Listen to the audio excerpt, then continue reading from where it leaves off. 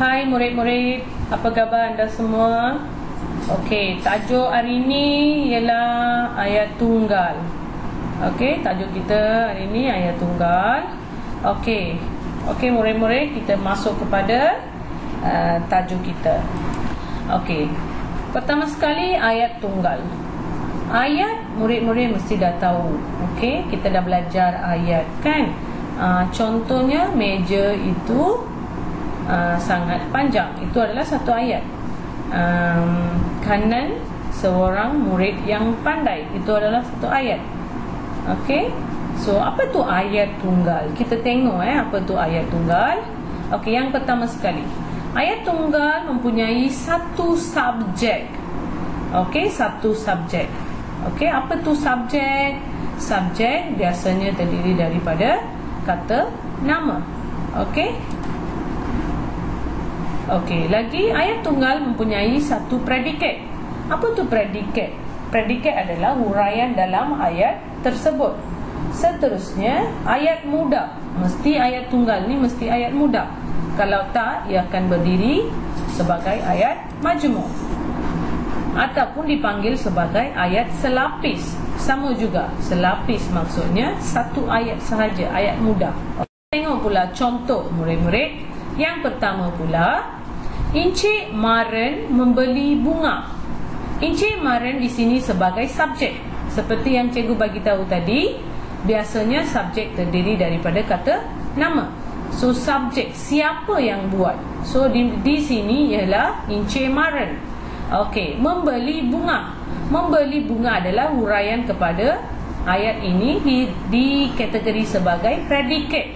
Apa yang telah dibuat oleh Encik Maren? Encik Maren membeli bunga. Itu adalah predikat. Tadi cikgu dah cakap ayat tunggal, satu subjek, satu predikat saja. Lagipun itu dipanggil sebagai ayat mudah. So Encik Maren membeli bunga adalah satu ayat yang paling mudah. Okey? Yang kita pergi kepada yang kedua pula murid-murid, Raju bermain bola. Okey, Raju di sini sebagai subjek, bermain bola terdiri sebagai predikat. Okey, Raju bermain bola. Okey, Ming Jun memilih beberapa buah buku cerita. Ming Jun dikategori sebagai subjek. Dia buat apa? Memilih beberapa buah buku cerita. Itu adalah predikat, huraian dia. Apa yang dibuat oleh Ming Jun? Encik Tan membaca buku cerita. Encik Tan dikategori sebagai subjek, membaca buku cerita sebagai predikat. Apa yang telah dibuat oleh Encik Tan? Dia membaca buku cerita. Beliau membaca buku cerita.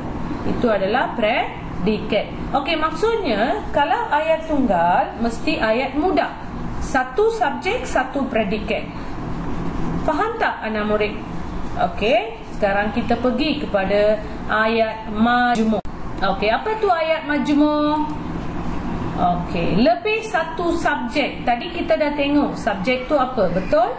Sekarang ayat tunggal satu subjek. Manakala ayat majmuk pula lebih daripada satu subjek. Maksudnya boleh terdiri daripada dua kata nama. Okey? Lebih satu predikat. Huraian pun boleh jadi dua. Digabung. Maksudnya ayat itu digabung dengan kata hubung. Kata hubung dah tahu dan sebelum ni kita dah belajar dan, yang, apabila, okey, atau. Okey, itu semua adalah kata hubung. Kata hubung maksudnya untuk paling senang sekali, kata hubung digunakan apabila untuk digabungkan dua ayat. Okey, kita tengok contoh murid supaya murid lebih faham lagi. Okey murid-murid, sekarang kita tengok dia contoh ayat majmuk. Encik Maren dan Encik Arun membeli bunga.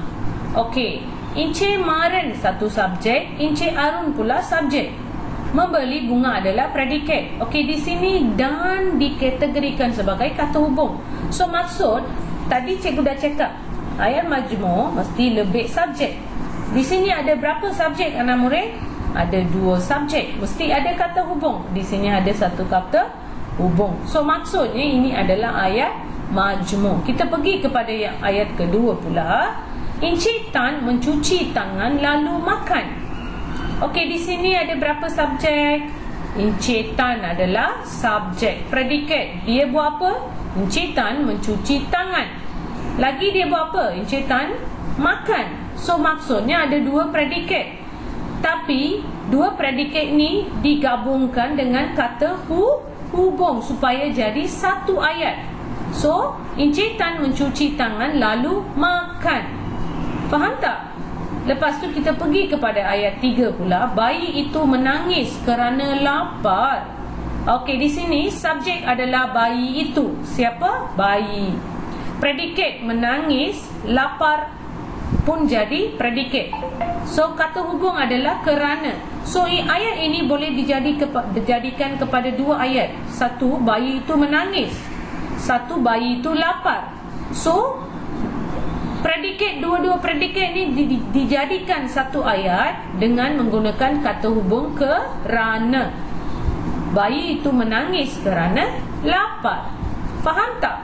Maksudnya ayat majmuk mesti ada kata hubung.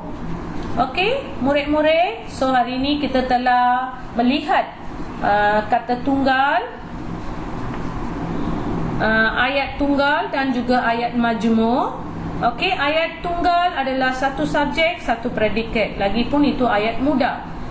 Ayat majmuk lebih dari satu subjek, lebih dari predikat, mesti ada kata hubung. Boleh tak? Okey, murid, jumpa lagi anda. Terima kasih. Bye.